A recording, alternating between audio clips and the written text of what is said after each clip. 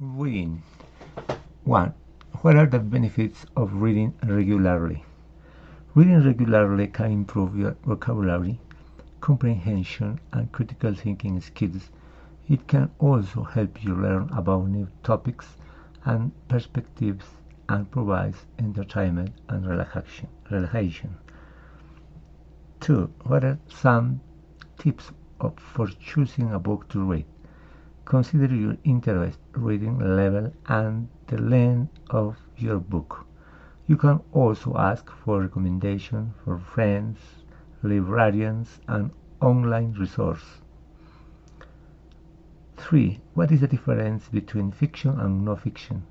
Fiction is a type of writing that is not based on real events, while non-fiction is based on real events and facts.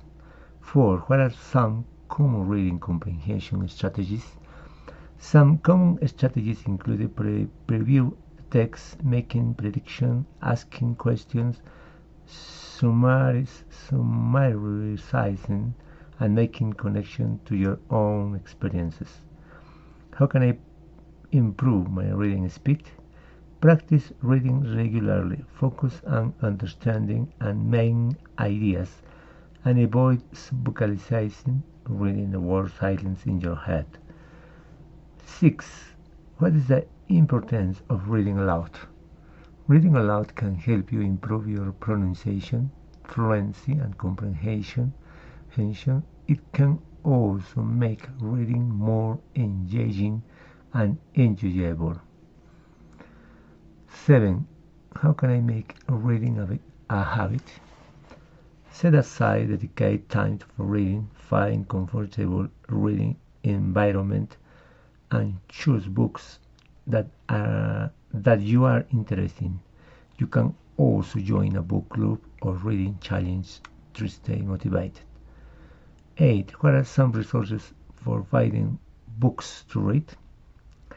You can find books at your local library, bookstore, or online retailer. There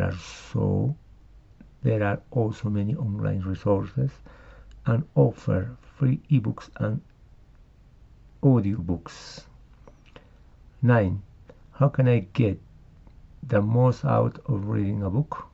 Take notes, highlight important passages, and reflect on what you have read. You can also discuss the book with others to gain different perspectives. 10. What is the role of reading in educational and personal development? Reading is essential for academic success and lifelong learning. It can help you develop your knowledge, skills, and critical thinking abilities, and expand your understanding of the world around you. An opinion about speed reading. Speed reading is a technique that can help you read faster, but is not without its drawbacks. Some people find that speed reading helps them to better understanding and retain information, while others find that it makes it difficult to focus and comprehend what they are reading. There are some potential benefits of speed reading.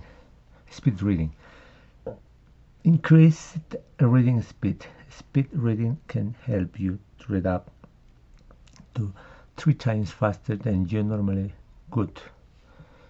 This can be a major advantage if you have a lot of reading to do, such as for work or school. Improved comprehension. Some people find that speed reading helps them to better understand and retain information. This is because speed reading forces you to focus on the main points of the text rather than getting bogged down in details.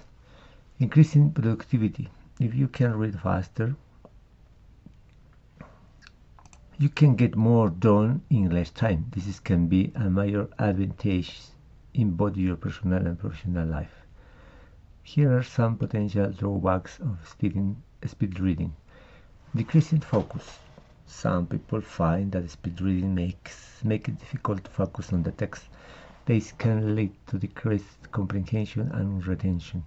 Superficial understanding. Speed reading can sometimes lead to a superficial understanding of the text. This is because you are not spending as much time dwelling on the details. Not suitable for all types of reading. Speed reading is not suitable for all types of reading. For example, you could not want to use speed reading when reading a complex novel or a technical manual. Overall, speed reading is a technique that can be helpful for some people, but it's not for everyone. If you are considering trying to speed reading, it's important to weigh the potential benefits and drawbacks before you make a decision. Here are some additional things to consider. Your reading goals. What are you hoping to achieve by speed reading? If you are simply trying to get through a lot of material quickly, then speed reading may be a good option for you. However, if you are trying to deeply understand and retain information, then you may be better off reading a slower pace. Your learning style. Some people are better at speed reading than others. If you are a visual learner, you may find that speed reading is a good way to learn. However, if you are an auditory learner, you may find speed reading is not effective for you. The type of material you are reading. Speed reading is more effective for some types of material than others. For example, speed reading is more effective for reading non-fiction books and articles that is for learning fiction. If you decide to try speed reading, there are a number of resources available to help you get started. When there are many books, websites, and courses that can teach you the technique of speed reading. It's important to remember that speed reading is a skill that makes time and practice to develop. Do not expect to be able to read at lightning speed overnight. However, with dedication and practice, you can learn to speed reading effectively. Reading a book. Most parents skip this step and just start giving their kids an allowance to spend. Since this is free money, they don't tie money to creating value in the home. In a study conducted by Jumpstart Coalition, they found allowance was linked to a lack of motivation and an aversion to work. Bad idea. Some parents try to pay kids an allowance for weekly chores, which is often missed and conflict results. The kids end up getting paid anyway. Another bad idea. Some parents say they never pay their kids at home for anything, chore or otherwise. Their kids are the good kids who just get work done that needs to be done around the house, and paying them creates the wrong incentives. This is also a mistake because kids will never have a chance to start making financial decisions at home before they leave the nest. How will they make good purchasing decisions with their own money if they don't have anything to spend? They'll have to learn those lessons after they leave your house, when the stakes are higher and the failures are way more expensive. What these parents don't realize is they end up paying for many things without letting the kids make those financial decisions. Parents buy toys, souvenirs, games, and clothes. They pay for social outings and trips. They buy all the presents for their friends' birthday parties. Instead, kids could be earning money and paying for themselves. All this add up to hundreds of dollars a month. You'd be surprised how quickly kids decide not to buy the new Nike Jordans if they have to use their own hard-earned money to pay for basketball shoes. In our family, we solve this problem with house rules. Your child's closest community is your family. Family can create a tremendous amount of material, emotional, and spiritual value. Everyone in the family should have a job to contribute to the family. This can be keeping for their own claim, are organized, excelling in school, or encourage their other family members. With a value creation mindset as a foundation, children can learn to love being a strong contributing member of the family. The house rules journey is an automated component in the dinner table app. However, we encourage you to clarify the 3 E's. 1. Expectation. Clarifying what you expect your kids to do in the home without pay. 2. Expenses.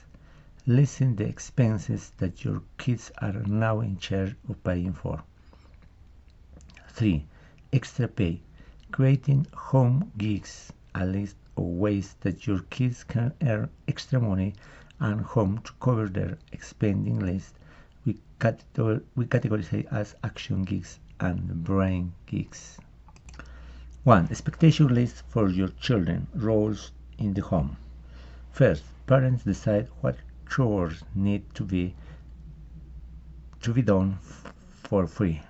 We call them roles in the home because it's just part of being in the family and it's your rent.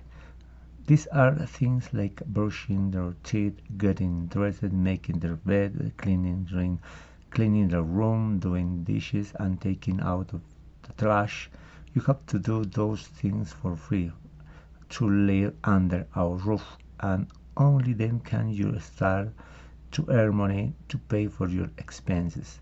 Most families never have the conversation about what each family member's role is for the family. Instead, they often have a reactive approach to what does or does not get done in the household. Just thinking as a family about the concept of everyone having a role to do for the family can a profoundly positive impact. Your children's job for the family is their commitment to value creation. This will come in the form of all 3 types of value: material, emotional, spiritual. It's hard for our kids to think and act in ways you've never spoken about. No wonder parents and children often get frustrated with each other. Material value. We may have given our kids a list of chores, but the underlying purpose of the reason is missing if we haven't told them why these are important and how they tie into everyone else's jobs for the family. Knowing why each child's job for the family is important and how the other family members depend on them can make all the difference. Your children may not completely understand the power of the value of this way of thinking and acting when you first start having the conversation. Be patient and see what happens over time. If you can look back 3 to 6 months at any point in time and say your kids have improved in how they do their job for the family, you are on the right track. Remember how long it takes for most adults to understand and apply new things. Our children need time to understand them too.